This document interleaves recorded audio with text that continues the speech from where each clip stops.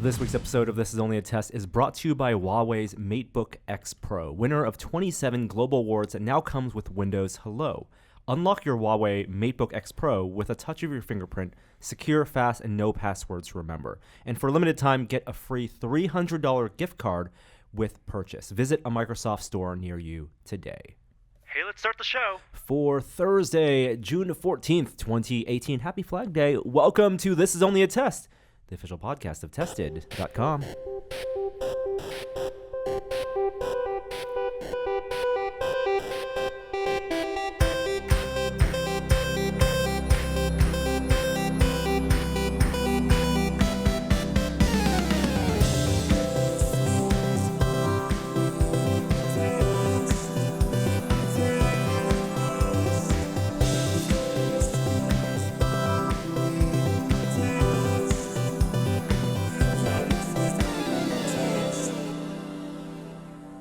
Welcome everyone to the E3 not at E3 episode of This Is Only a Test. E3 is going on right now. Still, it's still going on. I think it's still going on. We're not even there.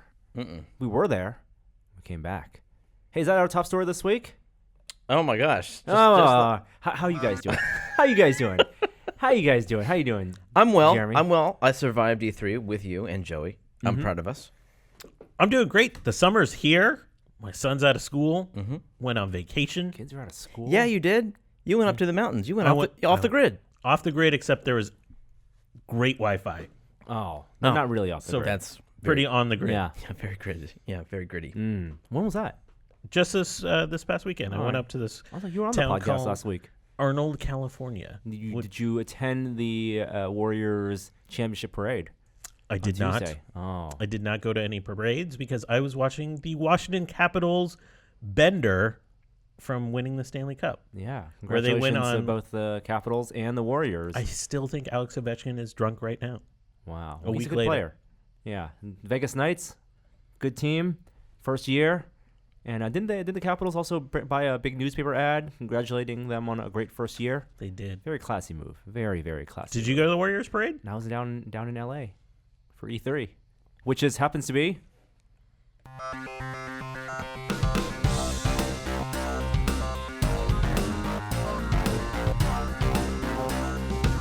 Top story this week. it's E3. Whew. Okay, so this is gonna be interesting. We were down in LA for literally one day. It's how we cover E3. E3 is a sprawling more than a week-long event if you count all the outside E3, still E3 events and press conferences. People have really been following since I guess it was Saturday was the first big press conference with EA, and the show floor opened on Tuesday. By the way, boo on that EA press conference. Terrible. Oh yeah, well we're going to talk about all the details, but people covering video game news, and there are a lot of people there right now, and a lot of friends of ours are there the entire week. We used to do that. Jeremy used to be in LA for a week when you were at PC Gamer. Yeah, gosh, those were the days, man. Like, that was when I was just starting out as a You had the energy? games journalist, and there was the new Nintendo consoles and all the great energy. Boy, E3 was where you wanted to be. Yeah. Of course, this was before internet streaming, so now you can enjoy E3 just as well. Totally. At home. You know, Jeff Green did a post, friend of the site, Jeff Green, just wrote on Twitter, when he covered E3, back in the 1800s, you went to E3, and then the issue, what you wrote about E3 came out in a magazine 2 months later. Yep. Oh, so this is the old man's guide to E3? Is that what we're about to do? And now you get the news when the developers announce it at their press conference by watching a live stream. So do you really need to be there? In fact, I would argue that the press conferences are made for TV, and the audiences are just set dressing.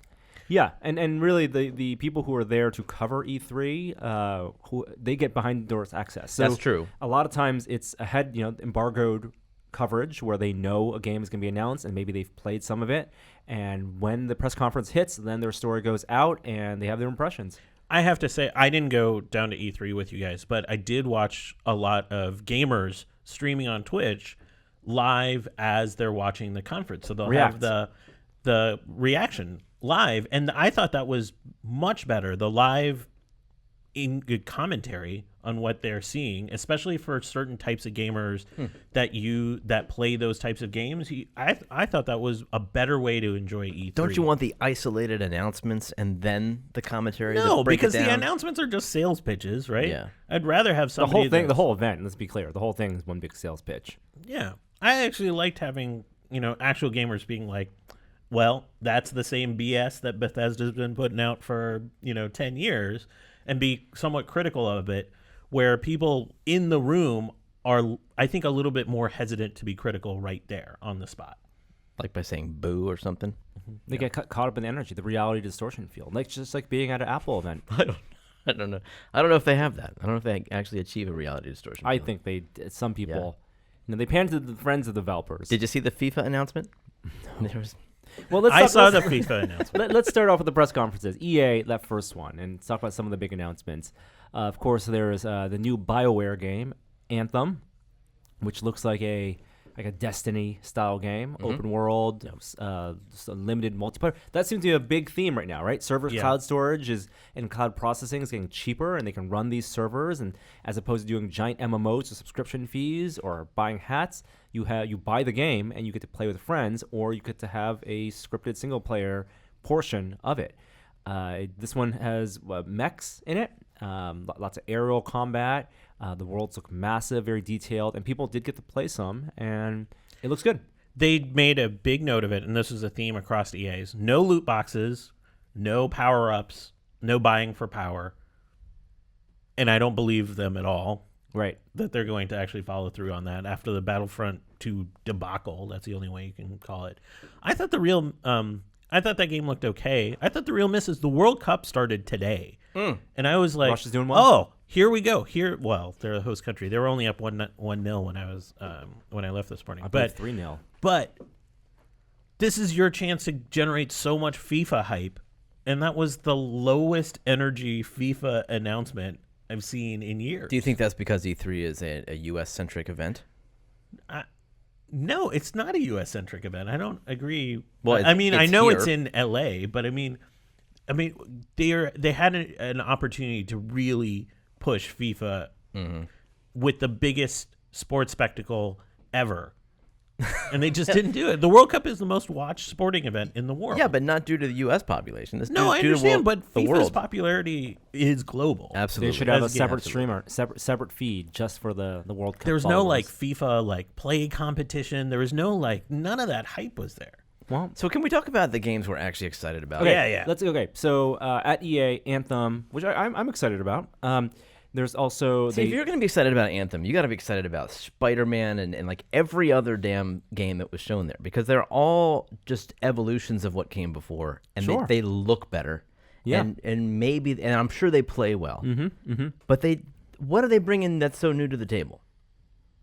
new designs, new characters, see, story. yeah. Okay, all right. So I'm excited about Star Wars, and while they didn't show anything, they did say there's a new Star Wars game in development by Respawn Entertainment, and that's the people who did Titanfall, and it's going to be set between episode 3 and 4, and it's going to be about the Order 66, that killing of the Jedis.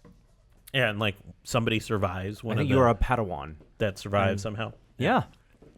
See, I'm not hooked by story when it comes to games. It's got to be the mechanics. Wow. It's all about the gameplay. Okay. So for me, the only game that I'm excited about after all of E3 is probably Ori 2. Ori 2 What? looked amazing. I didn't even see this trailer. Did you play the first one? It's a little bit side scroller, platformer. It is very much that way, but magic and but it- very fluid. the gameplay loop of this game is so well tuned, and Okay. the abilities that you have over the course of the game evolve so naturally, and keep the game so interesting. That's one of the few games I've ever just sat back and watched the end credits, because I was just in awe.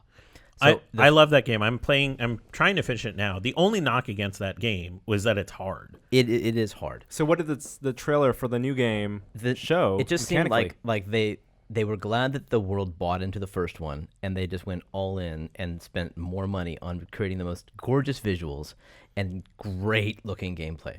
Their video isn't a amazing cinematic like Cyberpunk 2077 is. Yep. Which is an amazing cinematic. But Yep. show me the gameplay. Yeah. The Ori 2 video is just stunning gameplay, and you just can't wait to play it. It's like seeing a new Mario game. It does look Interesting. like what would a game look like if it was a great platformer combined with the best animators? Yeah. That's what Ori is. Well, you're Very also talking great about different move. genres of games, right? Like if you're talking about first-person shooter, third-person shooter versus a platformer, yeah, a platformer is gonna need really, really good mechanics to sell it on me. Because platformers typically, the world building and the writing, I'm not there for that. I'm there for playing mechanics. Well, Or- this is where they one-upped everybody because their first game Yeah. is known for having made people cry.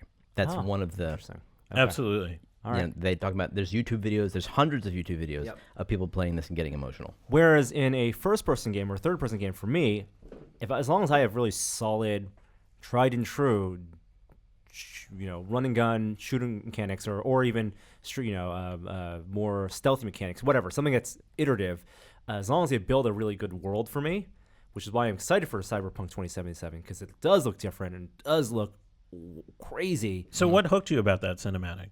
I mean, so to me, that's been announced to be a first-person shooter. Right? It's a first-person RPG, and From the maker of the Witcher series. yes, And they've only ever done the Witcher series. and The Witcher is beloved in PC gaming Very much because so. it is an expansive, huge, massive RPG world, fantasy-based, and now they're doing a futuristic game. It's sci-fi GTA. It's like and not the gameplay of GTA necessarily, Right. but the world that you can have this metropolis you're going to walk through with just crazy characters like robots in taxi cabs and a kid playing VR and holograms everywhere. It's like the Blade Runner universe, and those It cars look so cool. It felt like very Fifth Element to me. Yeah. Just really bizarre, very But, like- saturated colors. Like, and yeah. NC-17 Fifth Element. Yeah. Apparently there's full frontal, there's Right. unabandoned language. It's supposed to be an adult game. Sure. And whether they really push that on you, like sometimes they do with the GTA games and the characters you interact with, this could be one thing. Or if that's just part of the world that you can wade into or not see a lot of it, I don't really care. The fact that looks fully realized is what I care about. Yeah. That's why I'm excited about that. Well, the cinematic's great, and apparently there was a gameplay trailer or a gameplay sequence that people saw, 45 minutes long or something like that. Like a Oh, okay. long gameplay sequence. It's not but It was online. only behind closed doors. People that saw it, they were impressed. They've been working on this game for 5 years. The first teaser was 5 years ago. I mean, wow, that's a long time. And for them not to have a date yet, that tells me it's not this year. What tells them that they've been so fortunate to be in the position where The Witcher has sold so well and has that strong community. It's almost like Eve, right? Where it's like an old game, but the community is so into it, people are still playing it, still buying it, that they can take their time and they have the money to develop something different and new. It has to be this calendar year. I don't think so. You think early next year? They maybe? would have set a date. They would have said it. See, but it can't go beyond E3 next year. Then what are you doing? Yeah, can. Spider-Man was at E3 last year, wasn't it? And I think we see a lot of that this year. Like big games. I think the game that excited me the most was probably Last of Us Part 2 Oh, from Sony Naughty 100%. Dog. And that one that- didn't also have a release date either. That gameplay could have passed for a cinematic. So I want to talk about that trailer. It's like an 11-minute gameplay trailer, they called it, which was a mix of bookended by cinematic and then a extended gameplay sequence. If you played the first Last of Us, it was a post-apocalyptic game, very much like, very dark, like The Road, or Logan, if you saw the movie Logan. And you play as Joel, and Ellie's your NPC sidekick, keeping her alive. Two characters on screen at once, following each other, interacting with each other, surviving, killing enemies. Last of Us Part 2, you're playing as Ellie, as far as we know. That gameplay sequence, which was like 8 minutes long, like you said, could have been a cinematic, but you saw gameplay in there. You saw picking up arrows. You saw hiding. You I saw believe stealth. it. I believe it was being played. I mean, not live, but I believe that was gameplay. And yet It was a so mix of fluid. like, yeah, there were moments in there that had to be like scripted. Like you get to a point where she hides underneath the truck, and at that point, enemies then activate a script where they are dialogues happening. Of and course, that's how Uncharted worked. Like So same it's thing, it's right? like this balance of almost like it's like, and then we did see like a QuickTime event sequence. That's where true. You're grabbed and you got to tap the button. Yeah. But the whole game, like how much of that is going to blend between the quick time event stuff and the precision stealth direct control that you have over a character? Like I couldn't tell. It was seamless. You said that's a game I would be happy to watch someone play. Right. And people have said that of Uncharted. Yeah. I watched someone play through the entire Uncharted, and it was intense. So the thing I wanted to think about was that sequence. If it was pre-scripted, like could have been pre-scripted, like a video game studio, a movie studio could have made an action sequence, a one take action sequence, no cuts of what we saw in Last of Us Part 2. Would that have been as exciting or intense as what we saw, which is something we knew was theoretically a playable sequence? Right. I don't know, because the reaction to Cyberpunk has been very, very positive. But that was an action sequence. Like when I watch an action movie, and there have been many one take long action sequences, not CG necessarily. There's that Henry movie, what it was, it was Sharper Copley, and it was like first person shooter. Like there are a lot of one long take action sequences, and I get bored by them. I didn't get bored by this. This felt tense. Was it tense because of the story and the scenarios they set up? I was tense because I was imagining playing it. That's the thing. I think it's tense because they could fail. It looks like at every moment she's going to die, and she gets through it. And a player is playing it, and a player gets through it, and that's the power of games. That's why when I watch the Tomb Raider movie, it's not exciting. But it's not like she's like the player in Last of Us 2. It's not like the player is in the zone as they would be in a Mario game or something like that, where they know the mechanics of the game so well that they are able to respond to the puzzle and in the moment do it. It seems like it's more visceral and realistic in that she's going to die because there's people there trying to kill her, and they look vicious, and she just narrowly escapes every attack. For sure, you have to give a lot to the mood and the lighting and the visuals that create that and the sounds tension. I have to say, the other thing I noticed about that feels different from where they were with Uncharted was that the voice acting when they were playing versus the cinematic was seamless in this compared to what we've seen in previous editions, where it's very clear when you're in the gameplay area versus when you're in the cinematic area. And if that holds to what the actual gameplay feels like, that'll make a big, big difference. And a lot of people have been talking about just the facial animations in the bookended part of the cinematics. That dance, like the faces are so wonderfully animated. Yeah, you can tell they're CG. There's still Uncanny Valley there. But it made me think about Uncanny Valley is at some point less about the visual, the texture, and the rendering quality than it is about the nuances of a facial animation. Yeah, just like when she shoots the woman from underneath the car. It is a really incredibly tense moment, even if you're only tapping one button. That really resonated with me.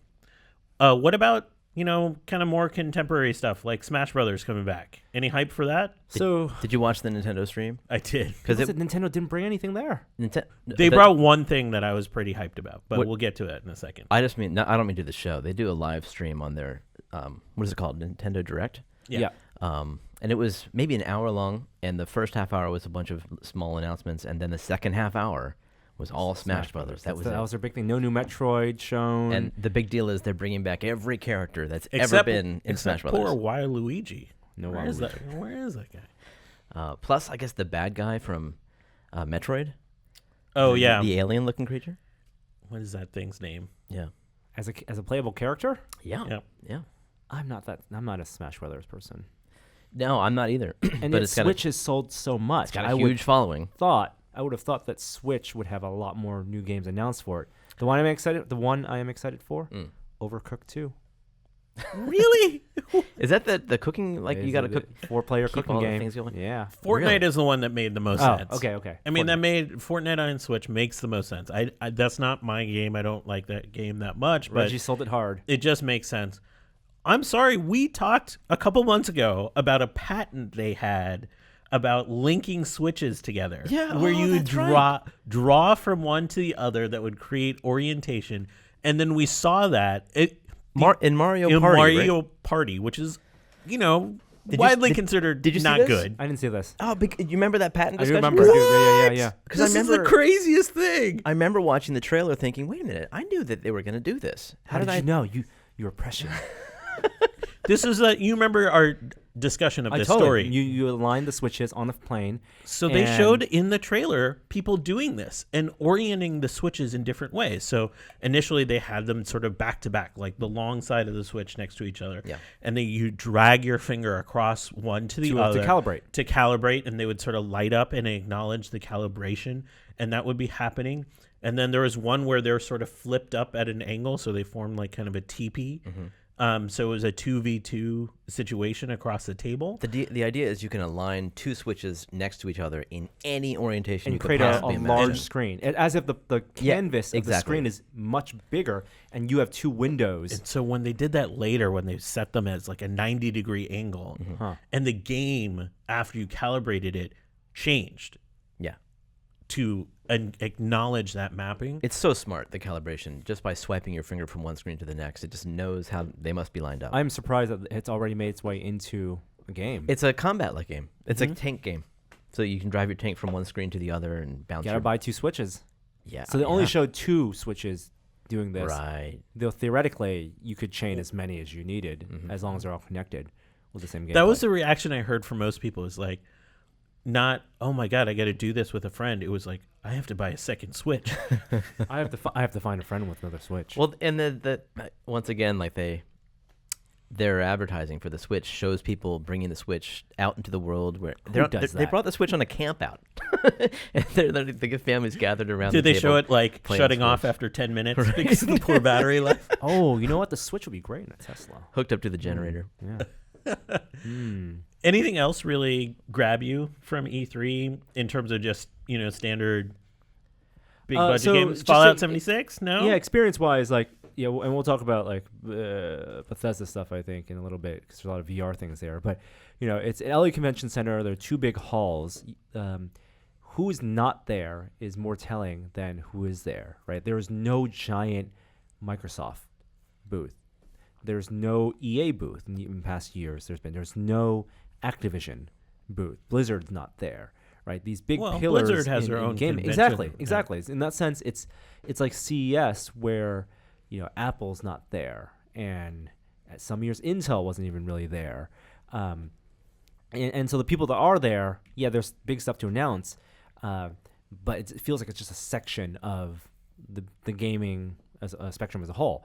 Bethesda was probably the biggest non-hardware maker as a publisher because they had Doom, Fallout, Rage, and Fallout 76 was their big announcement, and that was probably the big thing of show, from something that we didn't know was in development to something that's coming out this year at the end of the year. And you're a fan of the Fallout series. I really love that aesthetic. I love the mid-century post-apocalyptic Online world. only doesn't give you a little pause, though? Again, this goes back to that Destiny, Anthem style of development now. You buy the game, right? It's not like a fee, and they can add new content whenever they want. Now, I'm not the biggest fan of the crafting element, like building the bases. Like Metal Gear had that, and this one they're letting you MMO style go with a bunch of friends and build your world. I don't want to do that. I just want to play with a friend and explore the wasteland, which they say now is 4 times as big, and it's a prequel. I don't understand how, because they said it was, as you said, multiplayer only online. It's only dozens of players per server. Right, so it's not MMO So how is it that it's a bigger world with only dozens of players? because the game could have been single player and it could have been 4 times as big, and you'd just be wandering. So is it possible you might not even run into a player if you jump in for an hour? I think, well, it's like Sea of Thieves in that sense, where you can group up, party up, and then you party system, and you play with your friends in however many, and then they might just randomly drop another group in another part of the world. But yeah, it's like you can't find a nemesis and say, oh, I engage this one party once, and log in 2 weeks later and say I'm gonna find them again in the world. The single player is really the most interesting part. I mean, the campaign is going to be the most interesting part of it, and playing that campaign, the story with other people. which will change how they design the combat and design the levels, right? It won't be that style Right. freeze and aim at the parts of the enemies. Because you can't do that You kind can't of do bullet that. time. And they may have to do more dungeon-like situations that require it scale up for lots of people. You mean instances? kind of thing? Instances, yeah. Did you guys go to the Fortnite Pro-Am tournament at the soccer stadium? We didn't go to the soccer stadium, but we stopped at the Fortnite booth, and that was not the biggest booth, but they had the biggest logo. It was just a sign that said Fortnite, maybe like 20 feet tall. Money. Yeah. That was So they rented big out area. a soccer stadium I saw the image, yeah. and paired pro streamers with celebrities. So like there are football players, there are comedians, like Joel McHale was playing with somebody, and like, you know, there was Paul George from the NBA was playing with Myth. And so like there are all these players, and they had a pro-am that was $3 million to charity. And it wasn't full, but they had a soccer stadium that had a lot of people in it, It watching was this. a lot of people watching. I wonder what 700,000 people at peak just on the Fortnite stream. Why on the stream? Yeah, but there were a lot of people at the stadium watching. Yeah, there was a few thousand people at the stadium. Did That's crazy. Ninja and Drake make a reappearance? Drake was not there, but Ninja was playing with Marshmello, the DJ, and they ended up winning. Oh, well, all right. You what? You know about a DJ named Marshmello? No, Okay. but I do from watching a stream. Okay. No, I am a fellow old. I was like, who the hell is this? Okay. But 700,000 people watching that stream. It's is pretty impressive. I wonder where that game's gonna go. Like, you can see the streamers, the video game pros, don't think much of that game, but it's so rampant. You can't not play it. Exactly. So I wonder what that's gonna go. Any indies? No. So that's the problem with only going for a day. We only got to see the big stuff. That's and true. We didn't get to really dive deep into some of the smaller games. I would love to see Valve, with all of their money, just make a booth and invite the indies to come and demo their games, as they do for VR developers at the VR events. I saw a joke on Reddit that Gabe should get up there and give some press conference, and then at the end a giant 3 just appears on the screen, and then it just like an E pops next to it and says, "Thanks for coming to E3." That's funny. And just have like the crowd lose their minds.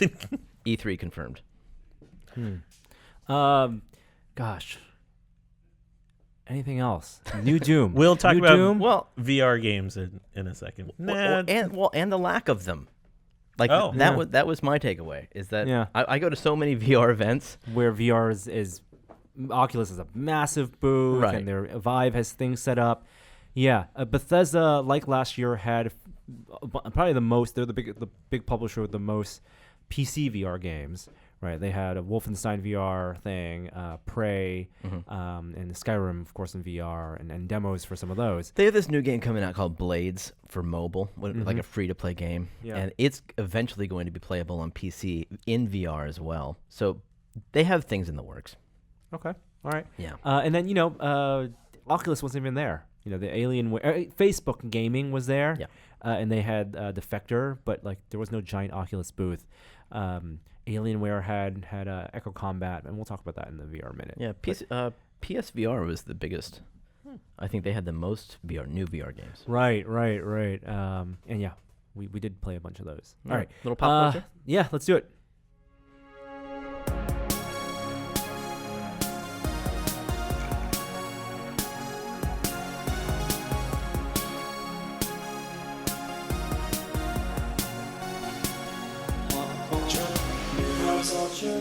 I watched this movie last night called The Incredibles, the original, with my son. Right, what's it about? It got me pretty hyped for this weekend. How are you guys feeling? I have my tickets to see The Incredibles 2 Saturday afternoon. Can't wait. The embargo's obviously listed on reviews. The reviews, I have not read any reviews, but just some Do you know the high-level score? stuff. Do you know the Rotten Tomatoes score? Did not look at the score. Oh. All I read was one line that said, the sequel is worthy of the original. Wow. That's wow. Nope. Okay. Now I can't enjoy it. I bet it won't be. Yeah, Oh. you can't raise So expectations. you don't want to know the score. You don't want to raise your expectations. No, you want to manage those. My expectations are actually not high right now. Really? Yeah. How can it not be for what this? For just watching the original is Because- such a joyous experience. Exactly. I love the original so much. It was so different because the original came out, if you remember, before superhero films, before the wave, before Iron Man 1.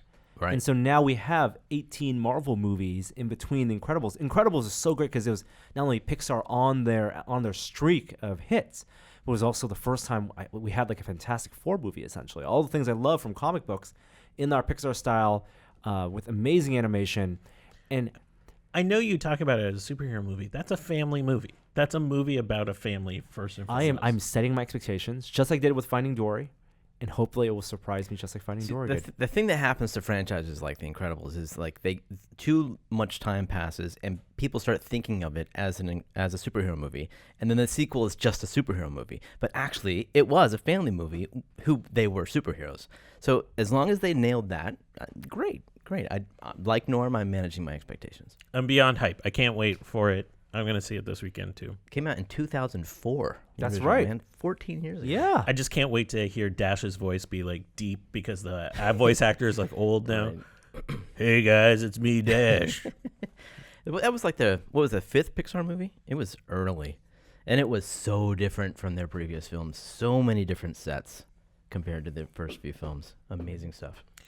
Norm, you've expressed a lot of excitement about bridging the Fox superhero universe and the Disney Marvel superhero universe. My theory, and this is because Disney was they had put a bid in for $60 billion, I believe, to buy 20th Century Fox's movie properties, which include the rights to, among other things, the X-Men and Fantastic Four, and Daredevil, I believe. And I would love for those characters to be told through AT&T scored a huge victory yesterday. Jeremy. We can thank CNET for that one. I'm gonna, so So my not so hope, fast. My hope was that at the end of Avengers 4, right, the next movie, still yet untitled, when everything gets reset and maybe a couple superheroes die, Oh, I can tell you the title. It's Avengers 4: Thanos Wins. the Thanos Initiative. I would hope. My secret hope was, at the end of that film, how do they set up Phase 4? They have emerging from the shadows, the X-Men. It's time to reveal ourselves. It may not happen. May not happen. Hold your horses, Disney. Disney might have to cough up another at least $5 billion. So as Comcast has put in a bid for $65 billion. Comcast, an all cash bid. Comcast Universal. wait, seriously? No stock? No cash. No, you don't have that much money. What? They have that much money. Oh my God. Yeah, but they don't have enough money to lay fiber. That's right. That's insane. Wow. They wouldn't know what to do with it. I hate don't this. like- So I both like. So normally I'd like this just from the pure competition aspect. It does give me some pause that Disney owns so many franchises. Yep. And how much they have cohesion. control. But fucking Comcast, no, thank you. Yeah. Yeah. Universal. They had the Hulk. they have the rights to the standalone Hulk movie. No, I mean like Comcast will do stupid stuff like, Wolverine's going to show up on the Today Show as part of their NBC integration. Yeah. What was plan. the 30 Rock joke when they were bought by Comcast? It was Shineheart. Yeah, that's right. Shineheart Wigs. Did you say how much Disney had offered? I think it was 60. According to this article, it's $52 billion all stock Oh, okay. from Disney. So I think much Disney lower. has some money, though. They can make this work. I don't know. I thought that Avengers Bidding alone war. just grossed $2 billion. Yeah. $2 billion? Yeah, it passed Worldwide. $2 billion Worldwide. worldwide. Come Well, on. that money's still good. Sure. That's amazing. You had to wait for a while for it to come back from China, though. I think it's only the fourth movie that has passed $2 billion. I wish Disney would just choose Worldwide. to buy. Like, I don't think Disney needs to own the Alien franchises. Disney wants Deadpool. But they're not going to split up the studio like that. I know. That's what sucks about it. Yeah, because they want. I can't see Disney doing anything with those other Fox franchises. No, but maybe they'll let them gather some dust so we can have it reemerge. On the cheap. Some other than Universal can buy those and do something with them. uninteresting business news that's affecting the way we enjoy our pop culture news. Speaking of pop culture, superhero movies, we have our first 2 images from the Patty Jenkins directed Wonder Woman 84. And a fairly big spoiler in these images. Yeah, so I don't know if we want to talk about the spoiler. One image is a big spoiler, one image is not. First of all, the movie, which is still entitled, is called 84 because they bought the domain and apparently they've revealed that it will be set in 84. Yeah. A good year, I might add. Now, was Not a the bad was year. the TV show on then, or that was more the 70s? That was the 70s. Yeah. So the image that is not a spoiler is Wonder Woman, Diana Prince, looking at a wall of TVs. Yeah, Matrix style. Kind of like in a mall. And it's all kind of static out, but you do see things like Family Vacation. You see... Christy Brinkley riding in a car. Yeah, you see a lot of era-appropriate clip or images. Mm-hmm. Doesn't say anything except she is reconciling with the 80s. We do know who is the villain of this movie. Do we? Should I say, or do you not want to know? Do you know? I think I do know, but I'm debating whether The we should casting share is it. weird. Yeah, let's say. I guess let's talk about this. It's Cheetah. It's Cheetah, which is a famous Wonder Woman villain. Yep. Has basically animalistic powers. Mm-hmm. And cast Kristen Wiig. Yeah, I'm not. I don't like her as a villain. Has she I ever don't been think a it's villain? that interesting. You could say she was the villain of Bridesmaids. Can't say I saw Bridesmaids. What? That was a great movie. or Knocked Up. No, she wasn't really the villain there. Yeah, It's a weird casting. it's gonna be a different. Tonally, it's gonna be so different. Visually, the image that was released that is a spoiler shows some other characters, just background extras in 80s clothing, and it looks vibrant and it looks 80s, and it reminds me of Glow, To me, my more cynical take is, here we go, DC, again, a couple years behind the curve. See, I'm Stranger Things I'm and- thinking keep it coming. Like if it's, I love this 80s wave. I will ride this as long as you feed it to me.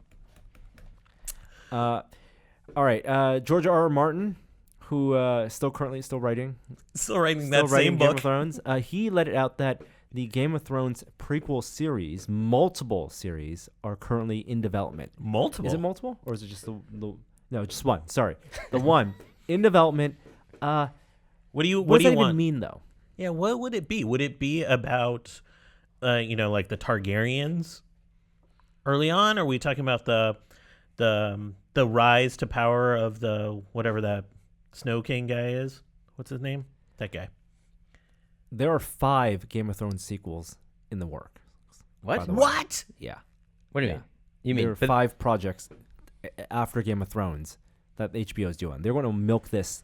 The Game of Thrones shared fantasy universe is going to be unending. But will people care if it's not the characters we know? Do I want to know about all the Targaryens? But this is the argument behind should Star Wars be about the characters you know or not? All the new movies. it's true. Is the world compelling enough? Or is it just the characters? Yeah. I think Star Wars, you can make a case that the world is super compelling because they set up the Force. But with Game of Thrones, what is it? Dragons and Yeah. I guess what I do love about Game of Thrones is as big as that world is, it's still just a small part. It's like England and Spain, right? Right. There's still a whole Westeros is very small. So there's a lot of world to cover. But let the show finish and stick the landing. We have one more season, and then we'll see whether we're hungry for more. I'm not super interested in 5 sequels, prequels. I think the biggest news that we kind of glossed over is, and we skipped it in the Pixar segment, is John Lasseter is leaving. Yeah. He's exiting Pixar at the end of the year. Well, he's been on a leave for quite a while now, several months, for the same reason. But now he's officially out. Or he'll be consulting through the end of the year.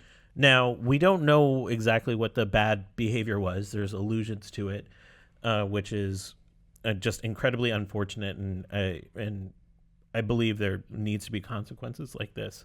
I wonder what that means for Pixar, because everyone has associated him as the guiding voice for, more than a decade now. I think just like Apple has, Apple University, the Pixar has cultivated a culture within established directors and new directors to tell good stories, and I think they've proven, with their known franchises. With Toy Story 3, Lee Unkrich was not a known director, and he did a fantastic job with it, and then he did it again with Coco. So, I don't think you need the old guard necessarily. But Lee Unkrich was part of the old guard.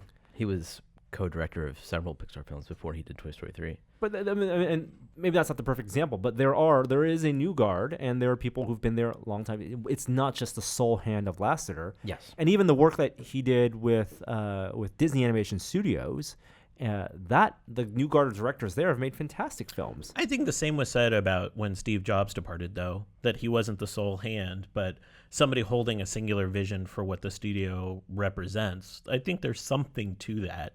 We'll see if it means anything. It'll be years before we actually see it. I don't think it's even a singular vision. It's a singular it's a process, right? If you read Ed Catmull's book, it's about the brain trust and about being honest and not being afraid to completely switch directions if they're not feeling it.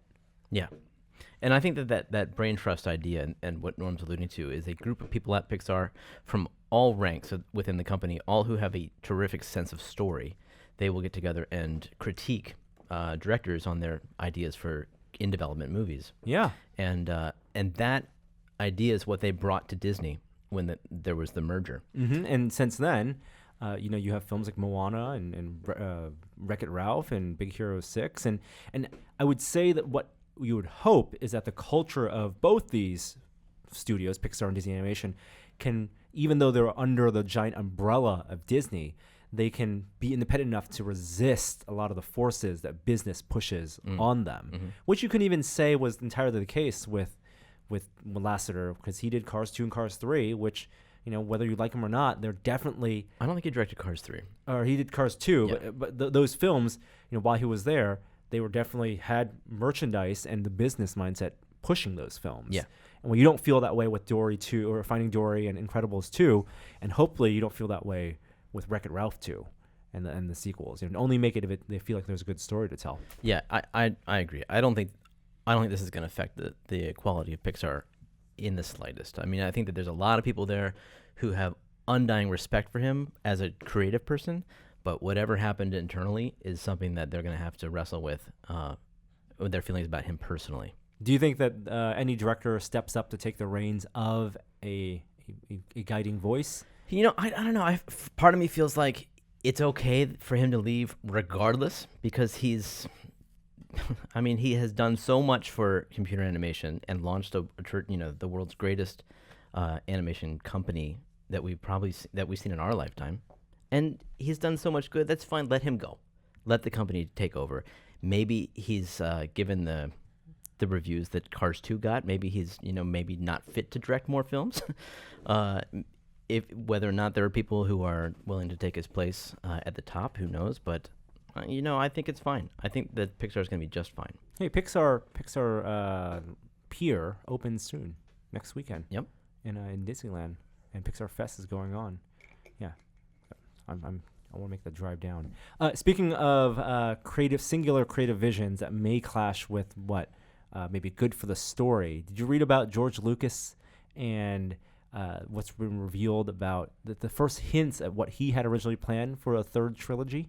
A third trilogy? Well, now we have is the current trilogy, The Force Awakens, Last Jedi. The Wills.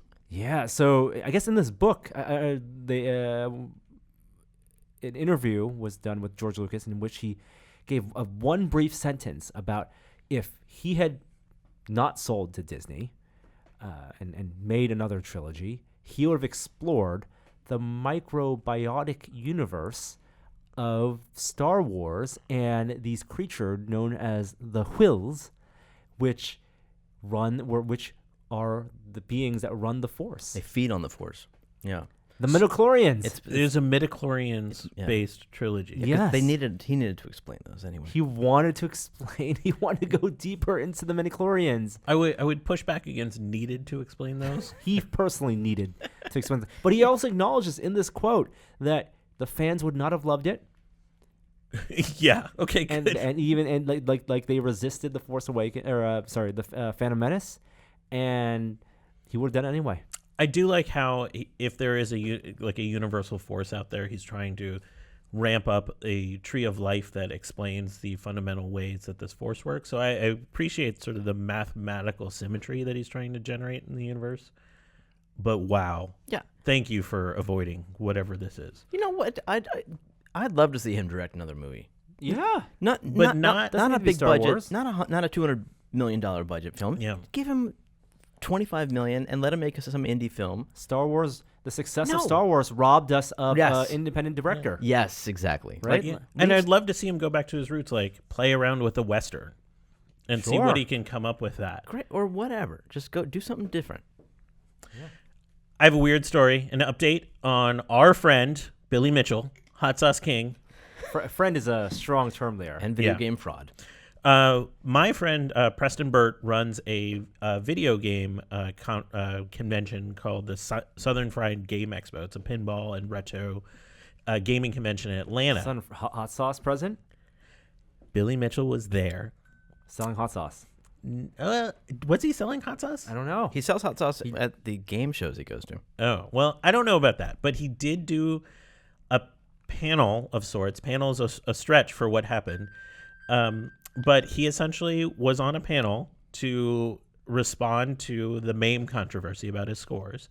And the moderator asked a question, basically introduced Billy Mitchell, and then he went on an hour tirade What? Billy Mitchell did. without stopping. So, Yeah. like, a variety reporter was there. Yeah.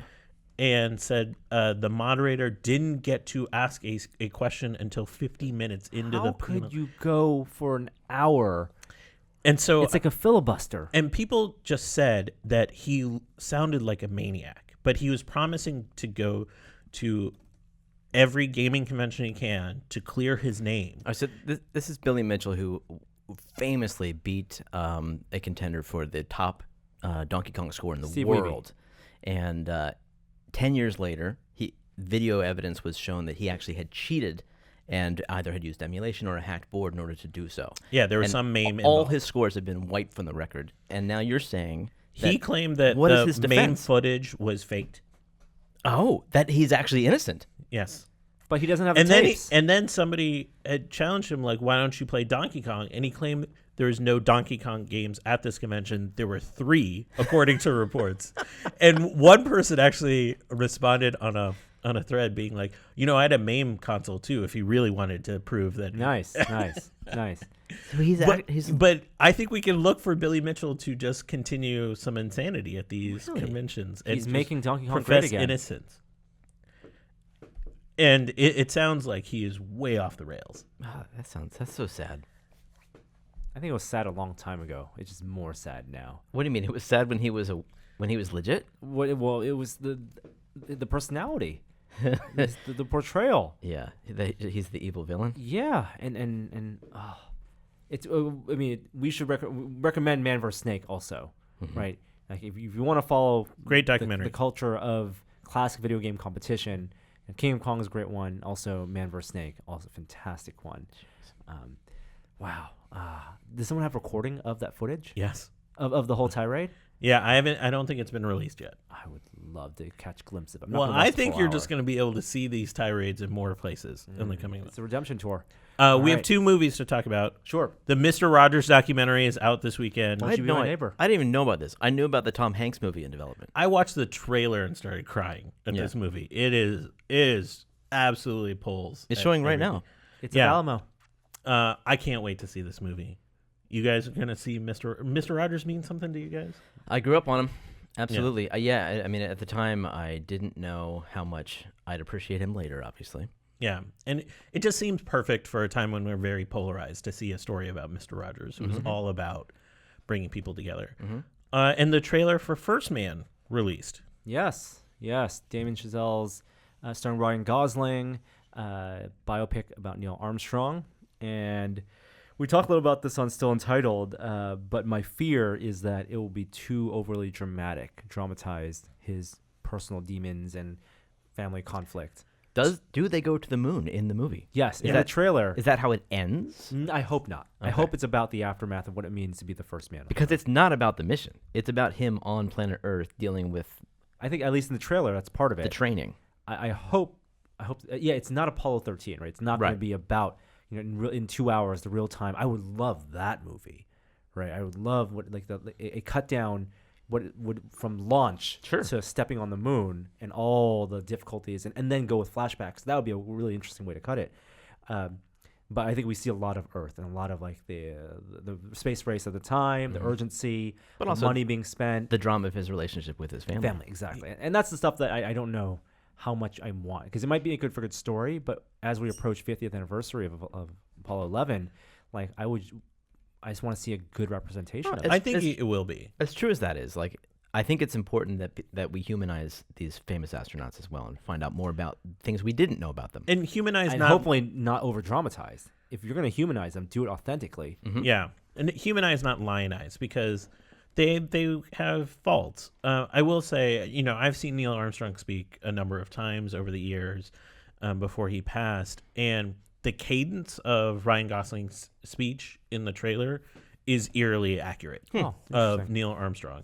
And so I hope they capture every astronaut I've ever talked to that spent any time with Neil Armstrong spoke to how humble and how generous he was later in life. I'm sure he has foibles like every other person, but I hope that spirit comes through in some way. All right. And one last bit of pop culture news.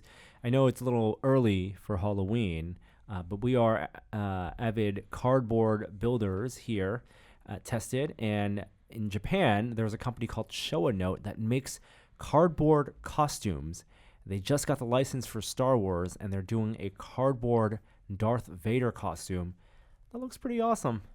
How much does it cost? Their previous ones have been like $25 What? for the costume. Yeah, they did a full samurai. Wow. So if you add the Disney licensing tax, let's say like $30 Yeah. for. Is it come in black, or do you have to paint It's it? black. Yeah. It looks pretty Is cool. it just the helmet? I think It's pretty detailed. this one might just be the helmet. Their past ones have had the body armor, Yeah. and I would like, even if this one was like just the helmet and the chest plate, I think that's enough. Yep. You don't think you need the full gloves, but very cool.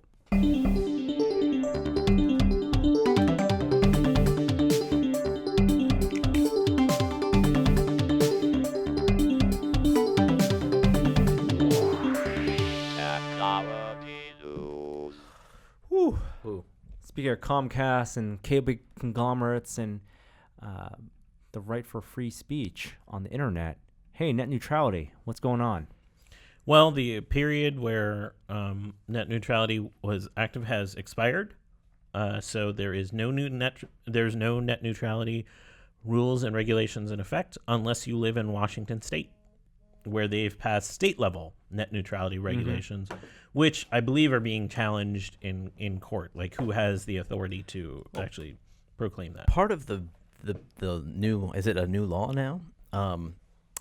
The new federal law is that states can't do that. Yeah, so that's why there's a challenge in court of Yeah. whether the states have the authority to actually enact. That's this the most leg- insidious part of this law.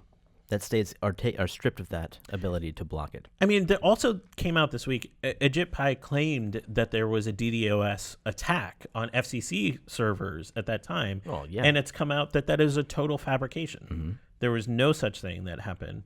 There's no evidence for that. California has a similar law proposed as well.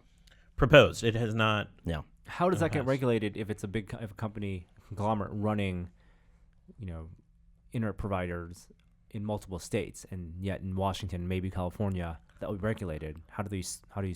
Well, I think the hope split their is service? we are so influential that they will bow to California, and California will influence their ability to affect other states, just like with other forms of safety. While I'm totally in favor of net neutrality, and I think most of the listeners to the show agree as well, this state versus federal thing is just going to cause problems. Like, this does feel like the domain of federal oversight.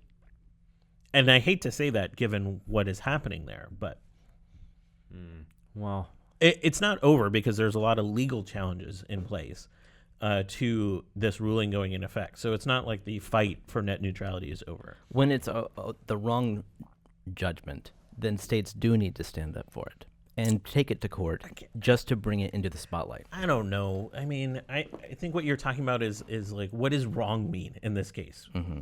Like, wrong from your perspective is like you don't agree with it, and like the majority of Americans don't agree with it.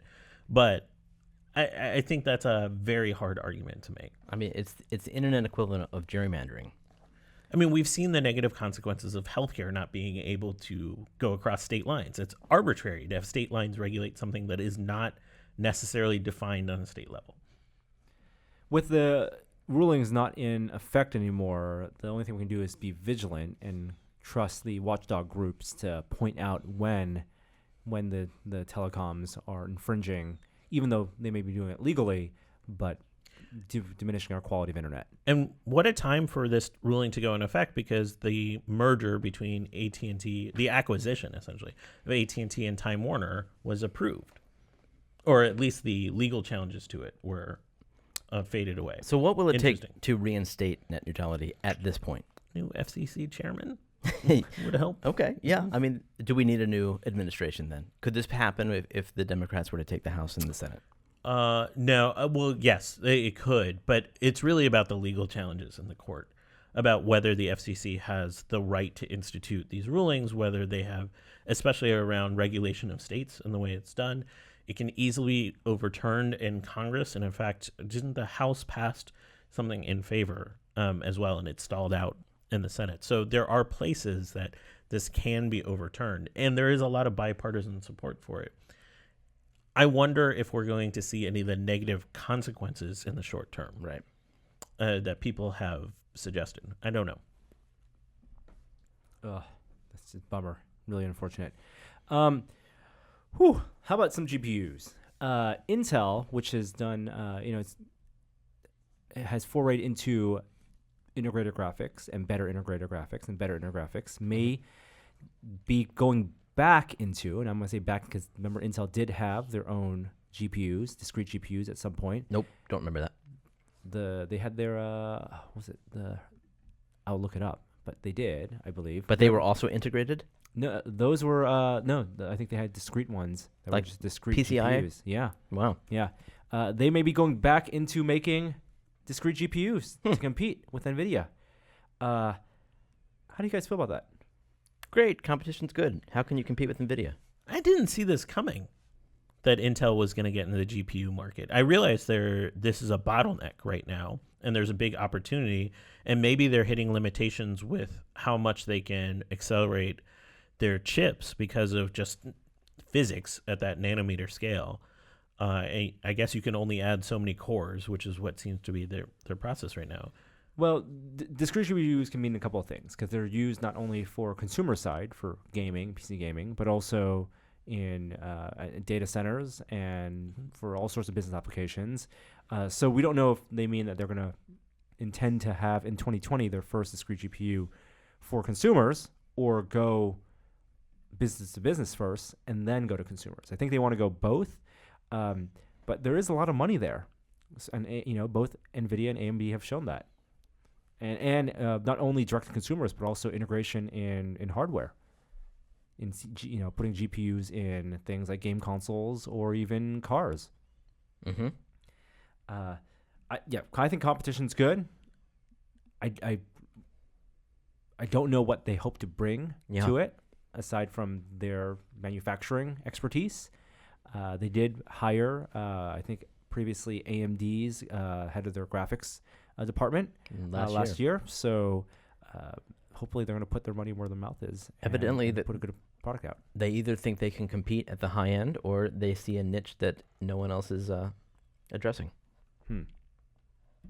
That's my business analysis. Speaking of other companies moving into areas that they previously were not, Google has their Chromebooks, and they have their Pixel Book. Their self-branded Chromebook runs Chrome OS, of course, and Chrome OS has Android apps. But it may be the case that their new Chromebook, their new Pixel Book, may be updated to run Windows 10. What? Isn't this a huge departure from what we know what the strategy has been? Yeah. The indication of this is that they are making firmware changes currently to pass some Microsoft compatibility tests to get approval to run it. But it doesn't exactly mean that even though the hardware might be certified as being suitable for Windows 10, that they will officially support it. But I think it would be really interesting. Okay. Yep. All right. Chromebooks are cheap. Some Chromebooks are cheap. The Pixel Book is not cheap. cheap. Yeah. Oh, Yeah. this is just the Pixel Book? Yeah. Okay. Windows, their business, decreasingly Windows PCs, decreasingly Windows, increasingly Azure, and other businesses. But they do have a hardware and services division, and we're hoping to see new Microsoft hardware, if not end of this year, then next year, early next year. The reports are that a new Surface Pro will come out mid next year. There's some code names for it already, and that it will feature a pretty heavy redesign. The Surface, I think, has done really well for them. Originally, it was like the Pixel Book. It was a flagship device to pave the way for OEMs to do similar types of hardware. But I think it's done so well that I would recommend the Surface Pro over alternatives if you can afford it. Isn't the that's what I was wondering about. The Surface Pro is pretty expensive compared to the original Surface. It is, especially when you have to buy the keyboard covers and the pen and all the other accessories.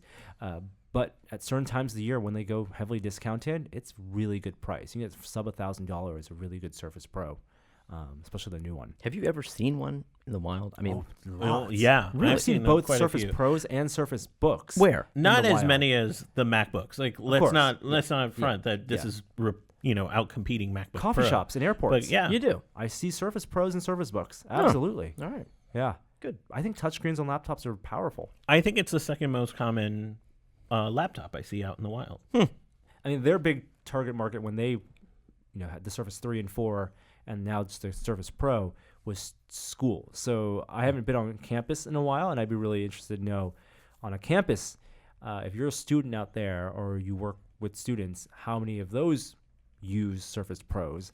And if you see a good amount, I mean, maybe not as many as MacBooks, then that's a good sign for Microsoft because they really want students to use their laptops. And then also in the same report, we may expect a new HoloLens next year as well.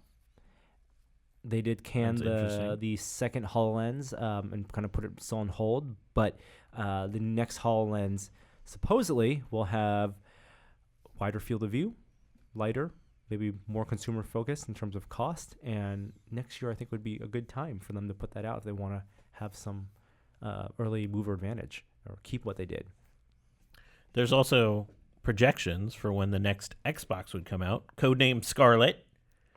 Scorpio to Scarlet. 2020 is the projections for it. This would Sounds be about right.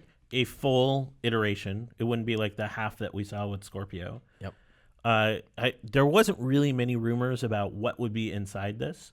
2020 seemed right for console makeovers for both Sony and Microsoft. Seems about right. Okay. That would be about, is that 5 years since the Xbox One and Yeah, PS4 came and out? then from that to Scorpio to X1X and then a full next generation. The big question will always be: is it going to be a standard traditional console at a reasonable price that you plug into your TV and play with gamepads, or will they do something different? Whether it's with Kinect, whether it's for motion sensing, whether it's for different interface, different game, or even different type of display with a VR headset. Xbox One came out 5 years ago now. Oh, wow. So there'll be 7 by the time. Do you ever see them selling a TV that has this, like a gaming unit integrated Well, into it? this seems to be a big trend. A lot of console makers have talked about how maybe not the next generation, but maybe one more generation down the line, they won't be selling a $500, $400, $600 box, that it will be cloud processed and all their games will be streamed. And Sony's invested in that platform, and there have been experiments in it, of course, with OnLive. And but infrastructure may be better now to do that, and the cloud computing is cheaper, and Microsoft is building up its own business, right, in cloud computing, so they have the data centers to run it, and maybe not next year, but in 5 years, broadband may be fast enough that streaming games is good enough. I just can't imagine that. I can't imagine having any latency at all. Because people take this stuff seriously. I think for competition, yes. So, I mean, that's a big part of it. You're not going to see people playing Fortnite over a streaming network and doing it in any way, shape, or form like they do now. So maybe you're talking about game trends may affect the viability of this type of service, right? If in 5 years it really is about Fortnite and multiplayer and big, massive multiplayer, quick reaction games, then yes. Or does game design change and accommodate this type of play? Because you don't need low latency for Minecraft. If something like Minecraft took over the world, Yep. and streaming Minecraft is totally fine. Even World of Warcraft, stuff like that. I understand that there are games that don't require low latency, but as long as there are, you're not going to see consoles that are strictly streaming. Strictly streaming. Maybe it's half and half. Yeah. But I would also say the value of zero to start, right? Being able to turn on your TV and boot up a game immediately and not have to turn on the console, wait for an update, a patch, wait for this disk to spin up. Don't you feel like we're already load. there? Like they go into sleep mode and they auto-update. It still takes too long every time I want. Because they're basically PCs now. Yeah. Only a few more tech stories I want to jump into. Do you want to talk about this? I'm debating whether we should talk about it. Well, you got to say what it is now. Yeah. What? Wired had a story about Palmer Luckey's new company. Oh, my goodness. Let's not talk about this.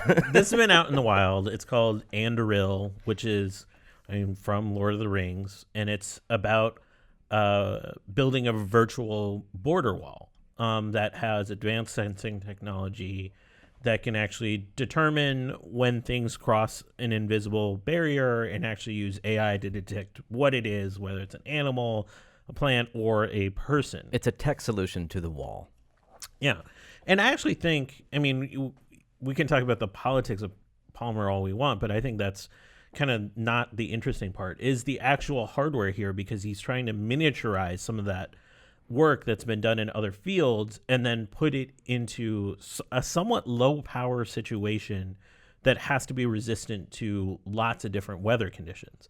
And so while the technology of this sort of optical sensing and AI, we're seeing that in cars, trying to put that out, across a very inhospitable environment in the southern border of the U.S. I think that's actually an interesting technology challenge that he's trying to take on. Mapping the world, and it's not just about the cameras, not just about the recognition, but image recognition, the software part of it, but the physical hardware is also consideration. And like you said, self-driving cars will have to deal with this as well and work in all sorts of conditions and visibilities.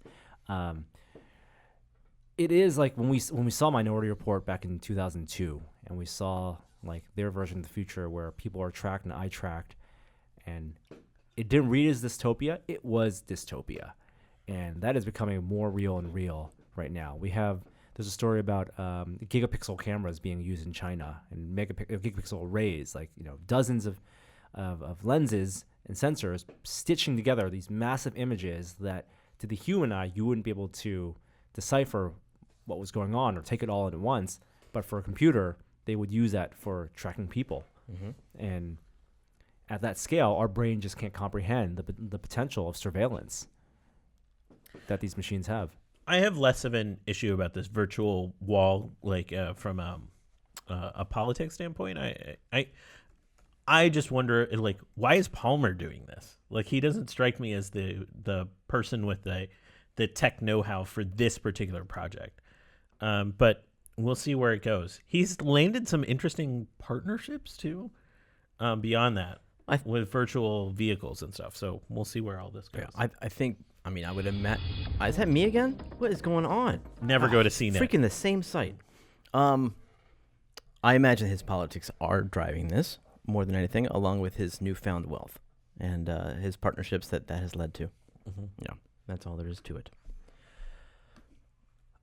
before we jump into a shower, let's also talk about an AI-generated movie. Something that other computers can also do. Remember last year, there was a film competition, and researchers put on a neural network the seed elements for a script, and then the computer generated a screenplay, and then they filmed with Thomas Middleditch a short film using the screenplay. It made no sense, but it was fascinating because this whole the dynamics of human interaction and dialogue and plot were generated by machine. This year, they've done the same thing, and except not only did the computer generate the screenplay, it also generated the visuals using what's it called? Deepfakes, essentially. Oh my gosh. So there's like a green screen kind of effect. They it was fed in two movies, two source films. I don't know if they were public domain films, but they were fed in two science fiction films with dialogue and imagery, of course, and then green screen actors, and then face swap the actors in based on its script, and then generated the whole movie by itself. Can you watch this movie right now? You can. Yeah, it's embedded in a YouTube video at Ars Technica. It's called Zone Out. It's not good. It doesn't work at all. The face swapping, because they only had a limited time. I mean, does the deep fake work though visually? No, I'm saying it doesn't even it looks terrifying. Like faces are warped in many places, and the angles don't work because they only had 48 hours to do the processing. But I mean, it's cohesive to some extent. It's a weird surrealist film, but it was completely generated by an AI. Well, what aspect was generated? Obviously, it did the compositing and the face mapping and all that, but it did it based on the script that it made itself. Did it have footage that it re-edited? Yeah, so it was fed two public domain films, The Last Man on Earth and The Brain That Wouldn't Die. Did it cut them up? And it cut them up, scenes up, and it created characters, and it used those characters with dialogue that it wrote. Now I'm wondering if I'm even here or if this is like an AI composite podcast. Like, this is really putting me in an existential crisis now. Huh. Holy cow.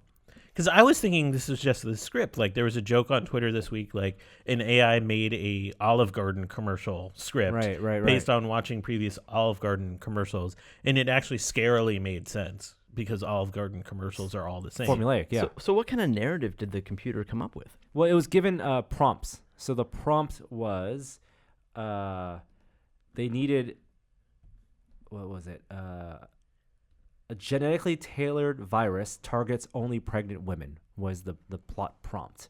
Whoa. Really?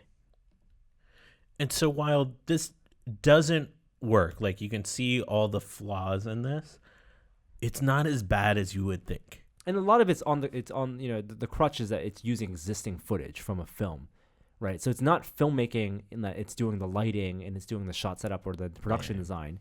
It may recognize elements of these things and elements of things like characters that it's attached from its own dialogue for the performances, but a lot of it is on the film, the source material that it pulled from. So I'd be interested if this system had a wider range of films to pull from, not just two of them.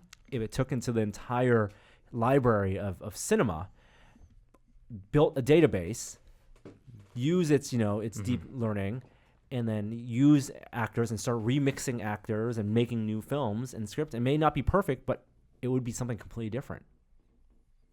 Yeah, I was initially thinking, what if the computer just used a game engine and its imagination, quote unquote, to render out all the scenes?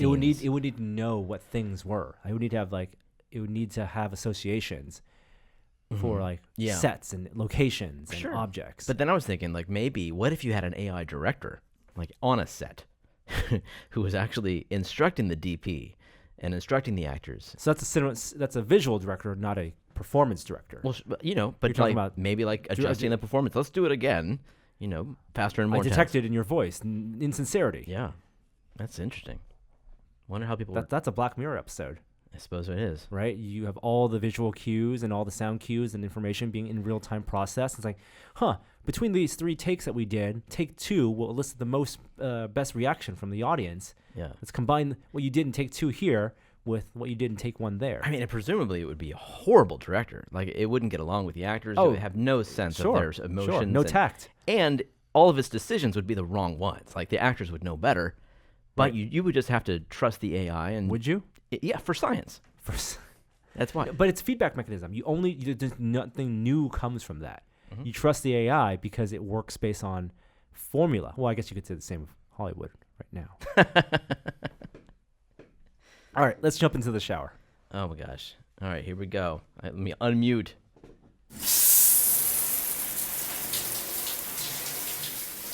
And so we enter Elon's shower. Hey, it's 9% less crowded in here this week. And Tesla did announce a 9% cut to its workforce, which could be up to 3,000 people. That's a lot of people. Elon said that wouldn't affect Model 3 ramp up and deliverability. He had made a promise, I think it was last year, that they would reach profitability Q3 of this year. And I think Q1 especially was a big burn in cash situation as they ramped up Model 3. So part of this is lowering costs to get there. So It sucks. It sucks. It sucks for those people. But it's also part of what a startup goes through when they're trying to get across the line of profitability. Are they really a startup Yeah, I think they are. They're a hardware startup. with 3 mass market products Yeah, I mean, shipped? but if, in terms of how long the company has been around, I would still call it a startup. Yeah, I mean, you just got to trust them when it says it's not going to affect the production. And hopefully this bounces back where when they do reach that point where they will fulfill those orders for the Model 3s, then they can grow at a rate that suits their business and not be negative cash flow deeper and deeper every year.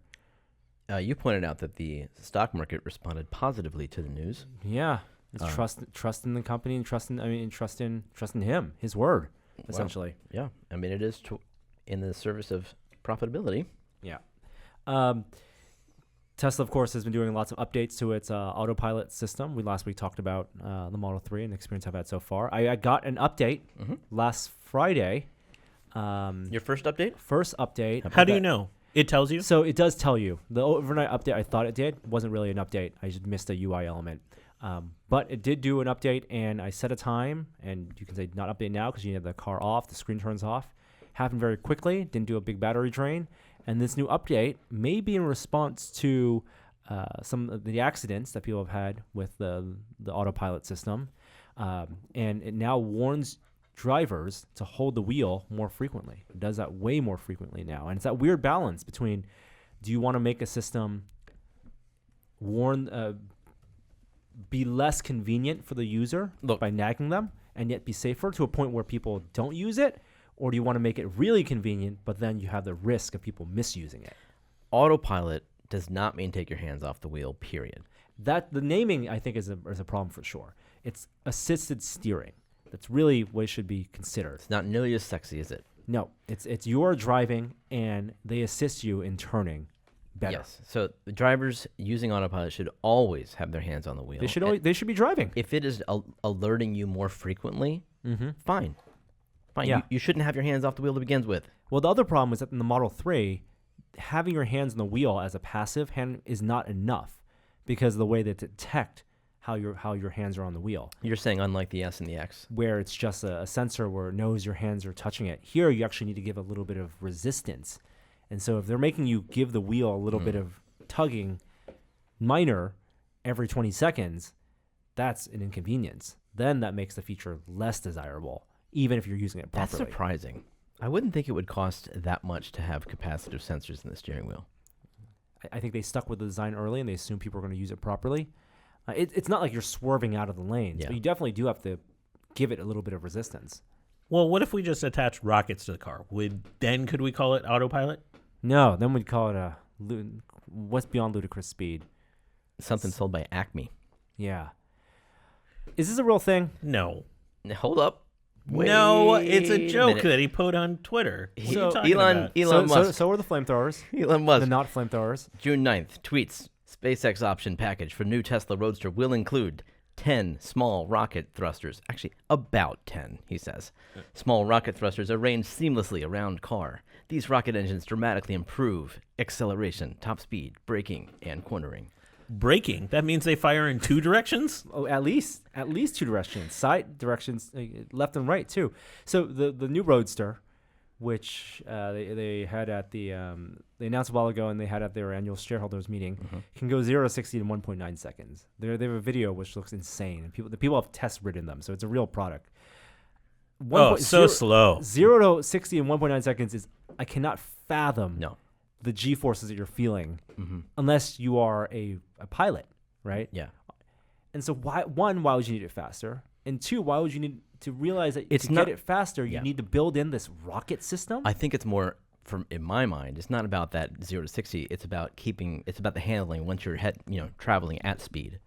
It keeps you Oh, stop it. Stop trying to grounded. No. justify adding rockets to a car. John Carmack responded to this tweet saying, for many maneuvers, it will probably be optimal to have the rockets pushing somewhat downward to increase tire grip.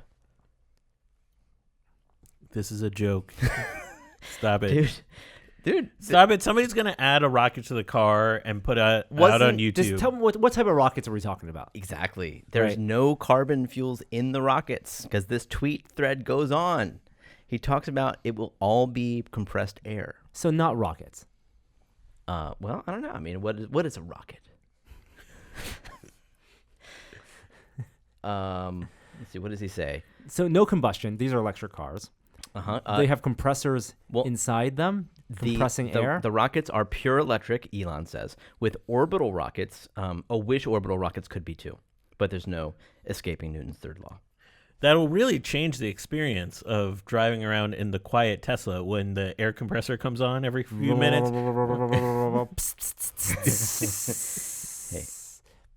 It reaches what PSI are we talking about to have a measurable effect? To move a heavy car like that. Right, it's a very heavy car like that already in with acceleration in one direction. Jeremy, is there still some rule called conservation of mass in this world? Yep. Conservation of momentum still apply? Mm-hmm. Oh, then I think he has some problems with his air compression plan. Now, for braking, that can work. Oh, yeah, push it's braking the opposite direction. You can use it as a pneumatic almost. Jeez, could you imagine braking super fast? That wouldn't be nearly as fun as acceleration. I don't think any of this sounds like fun. Not unless you're on the closed course, the professional driver. He's very thrilled about this car regardless. He talks about his first car that the supercar that he bought was the McLaren, was it the F1? Is that what they call it? I'm not a supercar guy. F1. And he thinks that is the perfect car. He says that is the best car ever in his opinion. And he makes cars. And this car, the new Tesla Roadster, will be the successor to that. It will be the best car ever, and he doesn't expect a better car to ever be made. What? That's what he says. Ever, quote unquote. Ever. Speaking of, they're not a flamethrowers are out in the wild. That wasn't of them. That was a joke too, wasn't it? Yeah, I guess it was. I think it's still a joke. 1,000 people were able to go pick up their not a flamethrower, take a photo op of using it to roast a marshmallow, including friend of Tested, Frank Ippolito, posting pictures of it. Though, props to Frank, he donated money to California Fire Fund. Wildfire relief. Totally. After purchasing one. So props to Frank for that. And so did the Boring Company. Yes. $10,000. I mean, these things are basically just, propane canisters combined with an airsoft gun. They're not, this magic idea. Can't call it a flamethrower because of California regulations. People are already doing stupid stuff in their backyards with them. Ugh. But Sure.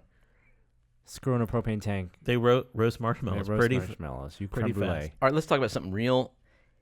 Elon Musk's Boring Company has been approved to build a transit train between downtown Chicago and O'Hare Airport. Which is great. I mean, if you've ever taken the Blue Line to O'Hare, usually takes about 45 minutes to get from downtown to the airport. Yeah, and if you try driving during rush hour, forget it. Forget it. This would take what, like 10 minutes or something like that? Yeah. Yeah, and they're saying that these trains could leave potentially every 30 seconds. These aren't big trains. No, they only carry about 16 people. They're basically passenger cars. I don't even, and they're saying that it would cost less than taking, I guess, I don't know if they're saying the Blue Line or an Uber. I think they're saying Uber or Lyft. Less than the ride-sharing service. 10 seconds. Now, having lived in Chicago, I'm sorry. 10 minutes. 10 minutes. Second. We're talking about some severe acceleration again. That's the one with rockets.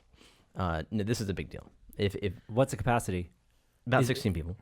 per car. So How much? if you can load on cars, it's a multi-billion-dollar project. So I mean, how much per person charge to ride it? Yeah, I don't know, maybe $30. And at 16 people per car, I mean, Disney knows this is not an easy problem to solve. You're spending, it may be a 10-minute ride, but you're spending 2 hours in it. What? 2 hours in the line. Maybe. I don't know. No, but you should be able to add cars pretty quickly to increase capacity. Yeah, they're saying they depart like every 30 seconds. That's a limitation. 16 people every 30 seconds. There you have your queue problem. No, I don't see the math working out that way.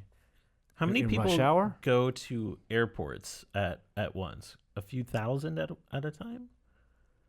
I guess you could reverse engineer from how many flights are departing and the time it takes, and even at the busiest time. Of because day they're in the not year. talking about also taking out the other mechanisms to get to the airport.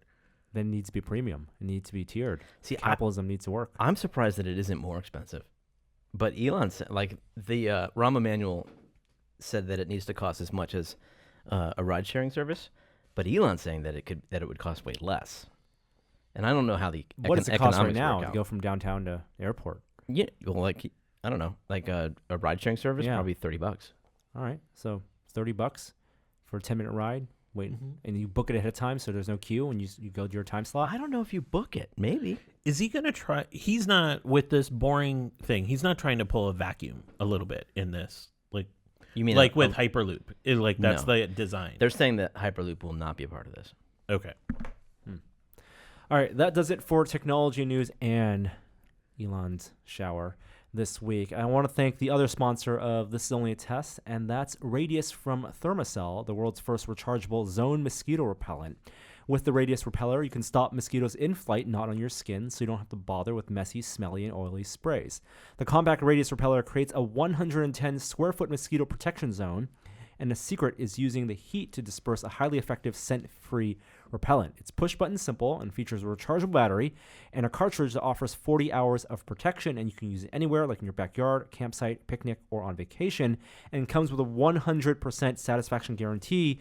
So discover for yourself why Thermacell mosquito repellers are the highest-rated zone mosquito repellents. Go to thermacell.com and use the offer code TEST to get 20% off now. Again, that's thermacell.com with the offer code TEST to save 20%.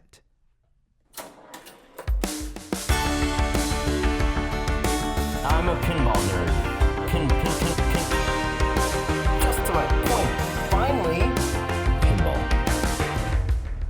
That makes me very happy. So we weren't planning to do a pinball moment here, but Kishore informed me about a huge event happening in the San Francisco Bay Area a week from this Saturday. What's going on? The Pacific Pinball Museum, which is a fave of all of ours, it maintains a lot of retro pinball games and has a lot of events there where you can come in and play them, is having a surplus sale of a lot of games. They have a warehouse filled with duplicates because so many people donate their games to this museum. Nice. Which is a wonderful thing, but they have run out of space apparently, and they need to raise funds anyway, so they are selling off the duplicates that they have. I know they have 2 or 3 of some games. Most of the games are 1970s and older. Oh, because some of the museum are earlier than that, way Yeah. old. Well, those are a bit rarer. So I think most of the ones we saw on the list were in the 60s, 70s kind of region. Handful from the 80s. Yeah, a lot of them are in conditions that need repair. Some of them are in good condition and priced affordably. Yeah, given that. I would say that the prices that I saw were market value or lower. So if they're doing a 1-day sale, I mean, they have a lot of games on the A lot market. of trucks being pulled up to the warehouse. Man, I think the only concern I'd have is getting there early enough to push Jeremy out of the front of the line. That's not going to be me, man. There's going to be a lot of people there early. What would you have your eye on? Give us an example of a good 80s game that you'd covet. Well, Kishore showed me the list. They have a Time Warp. Is that the name of the thing? Gosh, what was the other one that you mentioned? Oh, F1 Tomcat? Yeah, F1 Tomcat. It's a great game. They have a few from the 80s. I don't know. You can get some great deals on the ones like well under $1,000 for the ones from the 70s. A few from the 60s. If you want a pinball machine, you're in the Bay Area. You always thought this would be fun. The problem is they come with no warranty, so you're gonna maybe need some help maintaining. Are they them. even guaranteed to run? No. Oh. As is condition. And I'll bet most of them won't be plugged in. You're not going to be trying these. You're going to be buying these and hoping for the best, going home, tinkering on them. But if you're looking for a project, it's a great fix-it hobby because almost all these games are going to be, so early that there's not going to be a whole lot of electronics in terms of like circuit boards. So you're just going to be tracing wires and like finding wires that detached and cleaning things. And it's, if you like fixing things like old machines, this could be a fun hobby for you. All right. Where can they find more about it, Kishore? if you go to the Pacific Pinball Museum's website, they have a link to the sale. There you go.